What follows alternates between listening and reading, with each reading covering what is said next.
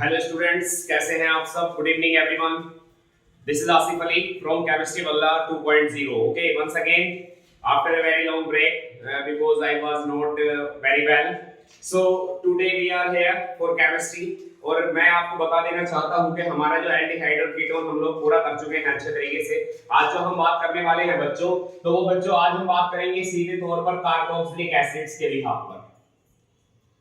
Carboxylic acids होते क्या हैं बेटा? कार्बोक्सिलिक एसिड्स क्या होते हैं? बड़ा इंपॉर्टेंट टॉपिक है।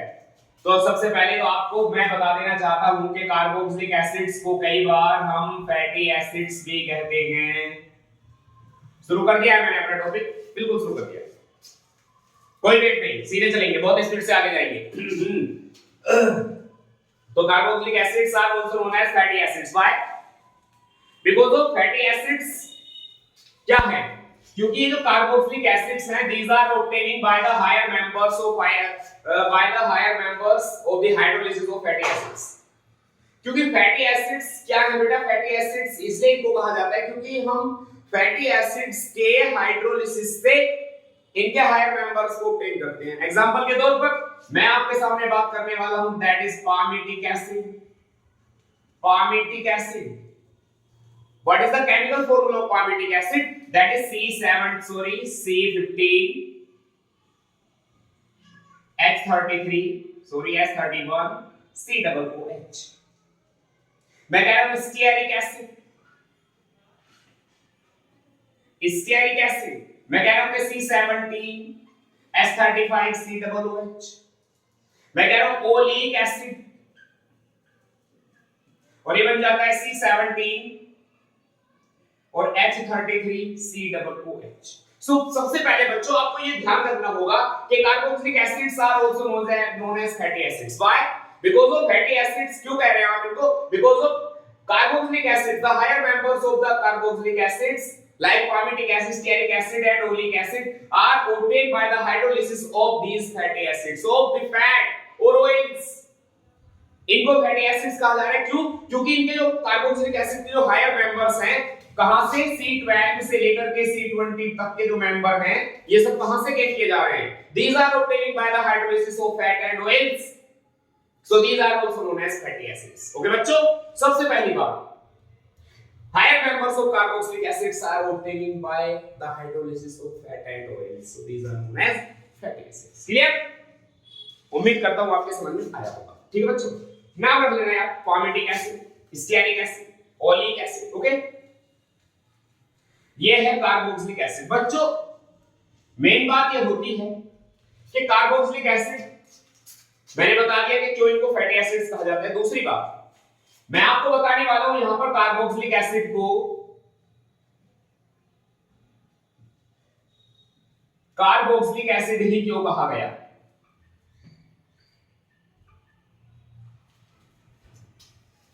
तो मैं एक बात कहूंगा, यहां पर COOH formula containing organic compounds या COOH functional group containing organic compounds are called carboxylic acids. COOH बच्चों, COOH functional group containing organic compounds are known as carboxylic acids. Example के तौर पर, लेकिन बात याद आती है कि आप इनको कार्बोक्सिलिक एसिड कह किस लिए रहे हैं? आपने इसका नाम कार्बोक्सिल फंक्शनल ग्रुप ही क्यों रखा? मेरे बच्चों मैं आपको दिखा देना चाहता हूं, इसका थोड़ा सा स्ट्रक्चर में ओपन करने जा रहा हूं, जरा आप कार्बन को देखिए। यहां आपके पास सिंगल बॉन्ड है, यहां डबल बॉन्ड के साथ ऑक्सीजन जुड़ा हुआ है, और यहां पर जुड़ा हुआ है OH। बेटा जी ये बताइए, आपको एल्डिहाइड और कीटोन में मैंने कार्बोनिल फंक्शनल ग्रुप पढ़ाया? बिल्कुल पढ़ाया। तो बेटा इसके अंदर कार्बोनिल है, तो यहां से लिया गया कार्बो,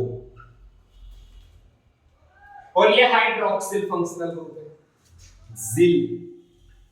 चेक, कार्बोक्सिल फंक्शनल ग्रुप, नाम समझ में आ गया? ये रहा कार्बोनिल, कार्बोनिल से आया है कार्बो, और हाइड्रोक्सिल से आया है जिल, XYL जिल। ठीक है बच्चों, तो इनको कार्बोक्सिल फंक्शनल ग्रुप के नाम से इसलिए जानते हैं। तो आपको पता होना चाहिए कि carboxyl functional group containing organic compounds are known as carboxylic acids. So many examples are waiting for you. So many examples are waiting.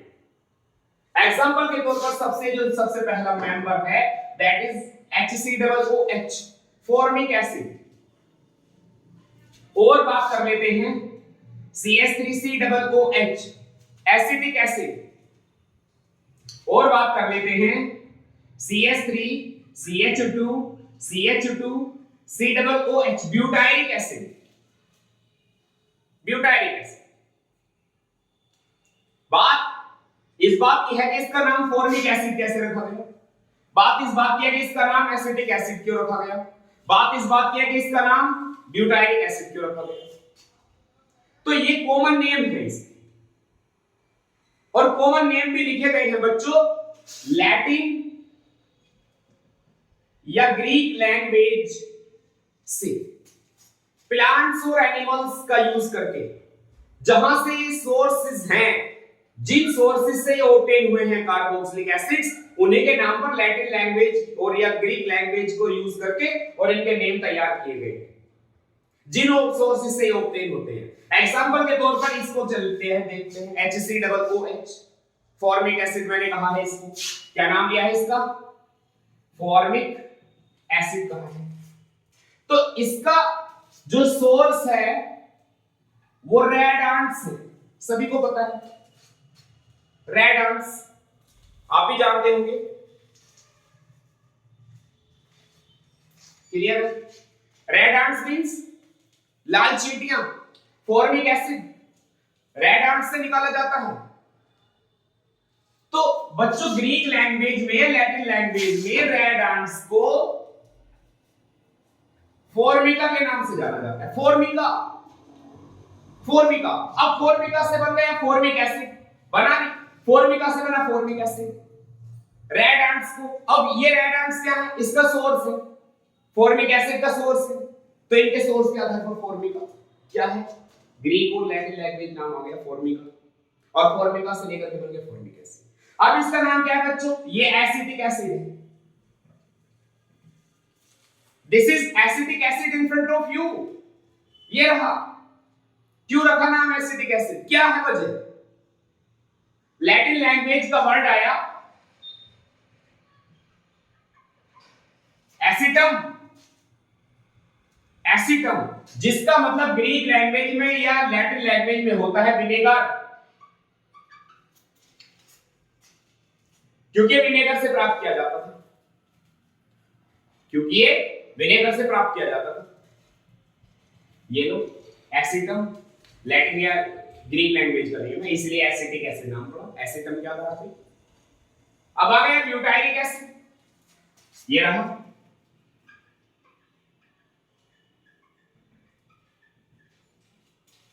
Butyric acid in front of you, ये काय से लिया गया,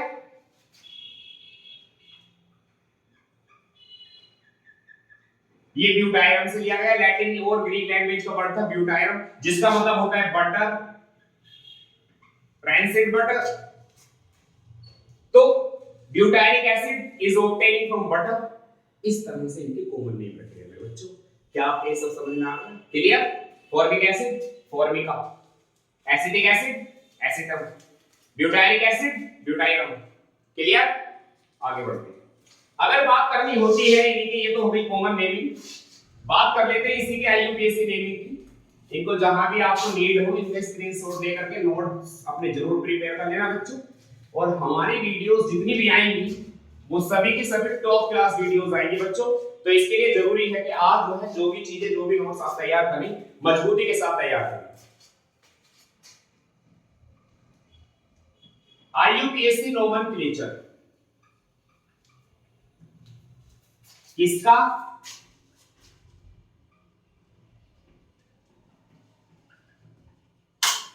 कार्बोक्सिलिक एसिड्स, कार्बोक्सिलिक एसिड्स का IUPAC nomenclature. Okay बच्चों, तो let's go. IUPAC nomenclature कैसे करेंगे। तो सबसे पहले मैं आपको बता देना चाहता हूं कि इनका जो सफिक्स है वो ये है एल्केन, लेकिन ई को आपको रिमूव करना होगा, और इनका सफिक्स है ओइक एसिड। एल्केन के साथ में oic acid, alkane oic acid. मान लिया मेरे पास में है HCOOH, how many carbon atom? Only one. और वन कार्बन एटम का जो वर्ड रूट होता है बच्चों वो मैथ होता है, मैथ। और सिंगल बॉन्ड है तो एन, मैथ एन, और इसका सफिक्स आ गया बच्चों ओइक एसिड। उम्मीद है समझ में आया होगा। मैथेन ओइक एसिड, ई नहीं लगाना है। नेक्स्ट CH3COOH, एसिडिक एसिड में भी लिखा आपने इसका, लेकिन IUPAC नेम क्या होगा इसका? 1 2 1 2 नीचे वाले, ठीक है। 2 carbon atoms, F single bond is there, A, and oic acid is also ethane oic acid. Clear? Next,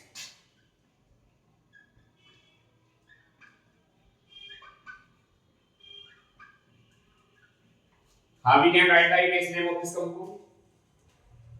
How many carbon atoms? 1 2 3 4 5 carbon atoms. अब 5 carbon atoms का word root क्या होता है बच्चों? That is pent. Single bond is there, ane, pentane, और COOH का suffix क्या है? Oic acid, pentane oic acid. इस तरह से आप इनका नाम चला सकते हैं। आपको ये भी मिल सकता है इवन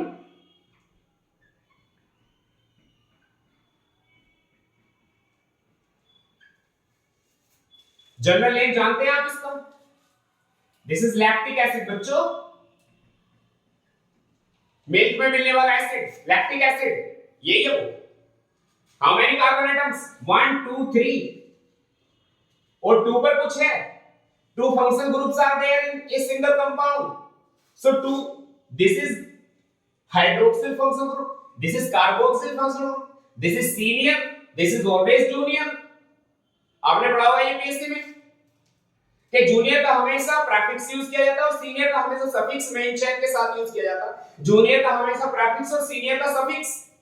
तो लिखो, इसका प्रीफिक्स 1 2 2 पर है, इसका प्रीफिक्स क्या होगा OH का? सफिक्स का ओल होगा, प्रीफिक्स क्या होगा? That is hydroxy, 2 hydroxy. how many carbon atoms? 3, so word root will be pro. Single bond is also there, propane, and the suffix of COOH is oic acid, 2 hydroxypropane oic acid. Simple, very simple. इसी तरह आप एक और नाम लिख सकते हैं, CH3 single bond CH, यहां पे है Br, CH2 single bond COOH. How many carbon atoms in this carbon chain? 1 2 3 4. Carboxyl function group, halogen atom 3 पर है, 3 ब्रोमो 1 2 3 4.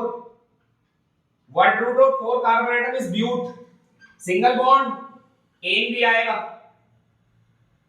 3 ब्रोमो ब्यूटेन, और सफिक्स ऑफ COOH भी आएगा, ओइक एसिड। ये दो अब तक हम कितने नेम कर चुके हैं? 1 2 3 4 5। सबको नोट करें खयाल में। इधर चलते हैं। कई बार आपको ऐसा भी मिल सकता है COOH single bond COOH। You know what is this? Oxalic acid. This is oxalic acid बच्चों। How many carbon? 2.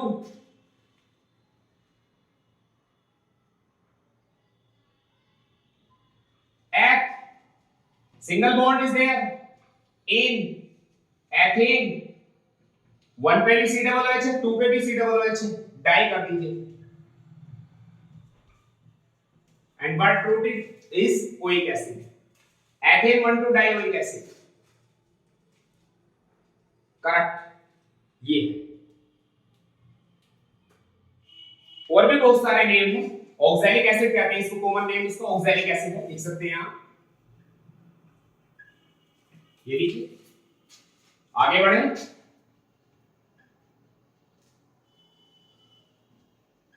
COOH single bond COOH, single bond CH CH single bond CH2 single bond CH. How many carbon? 1 2 3 1 2 3. Similar numbering is there, no problem at all. How many carbon? 3. So what is the word root of 3 carbon atom? Prop. Single bond is there in 1 पर भी और 3 पर भी कुछ दिख रहा है. Propane 1,3 dioic acid. You know, oic acid is the word suffix of COOH. इस तरह बना सकते हैं आप इसका नाम palmitic acid है. This is palmitic acid. और ये कॉमन नेम है इसका. और चलेगा COOH single bond CH2 single bond CH2 single bond COOH. Check everyone. CH single bond CH2 single bond CH2 single bond COOH. ये बच्चों सक्सिनिक एसिड है. How will you write the base name of this compound? This is a major thing. कैसे? Numbering 1 2 3 4 1 2 3 4. Numbering तो ऐसा लग रहा है कि चारों तरफ से सेम. कोई प्रॉब्लम नहीं, दोनों तरफ से सेम. कैसे करेंगे? 4 कार्बन एटम्स ना.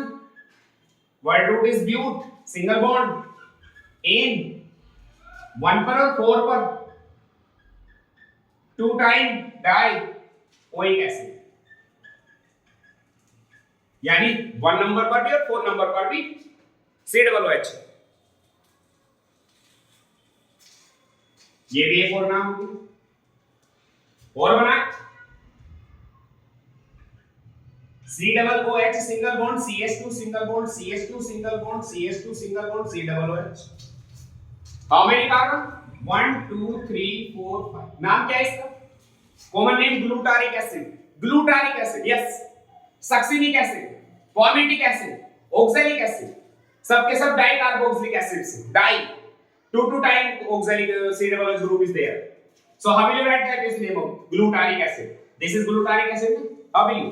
5 carbon atoms. Pent single bond is there. In pent in 1 पर और 5 पर आया है. 1 5 dioic acid.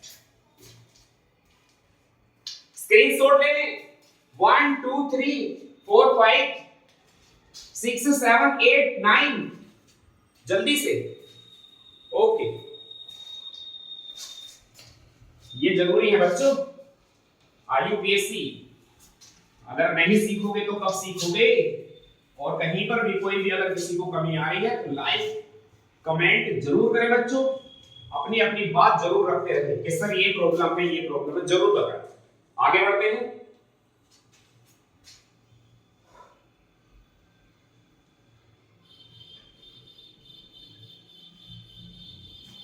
सिंपली इसका जो नाम है बच्चों वो बेंजोइक एसिड है. अब यहीं से शुरुआत हो जाएगी. कैसे भी कर लो आप, कितने भी नाम आप लिख सकते हो.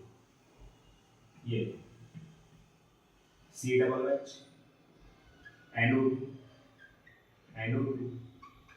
ये लगा तो इसका नेम क्या बनेगा बच्चों? नंबरिंग यहीं से शुरू होगी. 2 3 4 5 6. कैसे लिखेंगे? 2 4 6. How many time? 3 1 2 3 time. Try कौन है? 3 time. Nitro 2 4 6 try. 2 4 6 3 time try. Nitro है. और बेंजोइक एसिड. Benzoic acid. एक नाम बड़ा ही अच्छा नाम है. CH double bond CH single bond COOH. तो ये कार्बोक्सिलिक एसिड ही है ना. नाम क्या वैसे कॉमन इसका? Cinnamic acid. क्या? Cinnamic acid. यू नो बच्चों, सिनेमिक एसिड कहां का प्रोडक्ट है पता? Cinnamic acid Perkin's reaction. Perkin's reaction का प्रोडक्ट. पर्किंस. ठीक है, चलो आईपीएस नेम कैसे लिखा जाएगा? 1 2 3 1 2 3. कौन से सही है? जिस तरफ से COOH नजदीक आया वही सही है. 3 पे क्या लिखा है? फिनाइल. कैसे लिखेंगे? 3 फिनाइल 3 कार्बन एटम्स। प्रोप, इस बार डबल बॉन्ड आया, 2 पे है, ध्यान से, 3 फिनाइल प्रोप, 2 इन, 2 पे आया डबल बॉन्ड इन, सफिक्स करिए, 1 oic acid, 3 phenyl side chain, ये साइड चेन है, जहां ये होगा नंबरिंग वहां से होगी, जहां ये होगा नंबरिंग वहां से होगी। 3 फिनाइल प्रोप 2 इन, 2 पे डबल बॉन्ड है ना, है, हां, 1 oic acid, COOH 1 oic acid, clear, finish. और अगर ये होता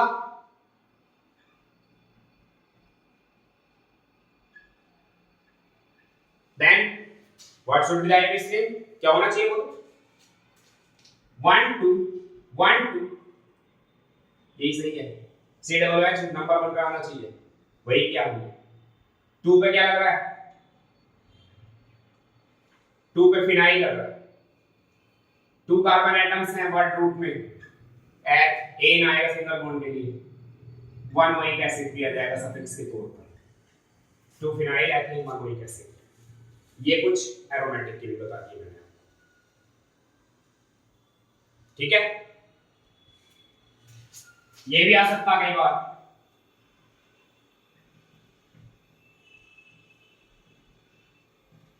करेक्ट, एग्जैक्टली क्या होगा इसका नेम, इसका एग्जैक्टली नेम होगा बच्चों benzene 1,4 di carboxylic acid, benzene 1,4 di carboxylic acid, ये होगा, 1 पे भी है 4 पे भी, बिल्कुल ठीक, कार्बोक्सिलिक एसिड 2 बार है, बिल्कुल ठीक है, कोई प्रॉब्लम, ठीक है। ये है आपके IUPAC नेम जो आपको ध्यान रखने का काम है, किसी भी तरह का IUPAC नेम आपको आ जाए कार्बोक्सिलिक एसिड के बिहाफ पे, आपसे छूटना नहीं चाहिए, याद रखें।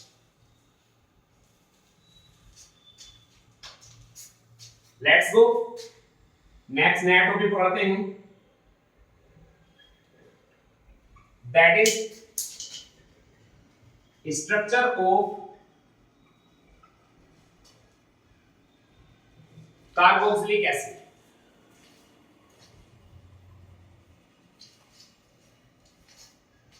कार्बोक्सिलिक एसिड का स्ट्रक्चर दिखा देना चाहता हूं मैं आप सबको।